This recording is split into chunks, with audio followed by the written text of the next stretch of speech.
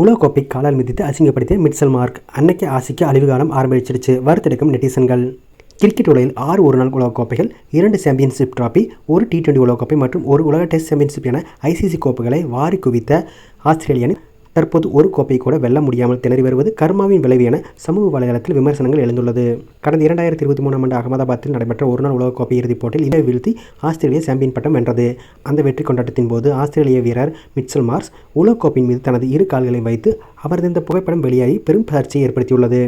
கோடிக்கணக்கான கிரிக்கெட் ரசிகர்களின் கனவாகவும் விளையாட்டு உலகின் உயரிய மரியாதையாகவும் கருதப்படும் உலகக்கோப்பையை காலால் மிதித்து அவமதித்து கிரிக்கெட் ஆர்வலர்களை கடும் கொந்தளிப்பை ஏற்படுத்தியது. இது கோப்பையின் மதிப்பு தெரியாதவர்களுக்கு தான் இது போன்ற தலைக்கணம் வரும் என அப்போது விமர்சிக்கப்பட்டது. 2023 ஆண்டு உலகக்கோப்பை வெற்றிக்கு பிறகு ஆஸ்திரேலிய அணிக்கு இறங்கு முகமே தொடங்கியுள்ளது. அந்த வெற்றிக்கு பிறகு விளையாடிய எந்த ஒரு ஐசிசி தொடரிலும் ஆஸ்திரேலியாவால் சாம்பியன் பட்டம் வெல்ல முடியவில்லை. அதன்படி 2024 T20 உலகக்கோப்பையை ஏமாற்றத்துடன் வெளியேறியது ஆஸ்திரேலிய அணி. 2025 உலகக்கோப்பை டெஸ்ட் சாம்பியன்ஷிப் இறுதிப் போட்டியில் தோல்வி என தொடர்ந்து இறங்கு முகம்தான்.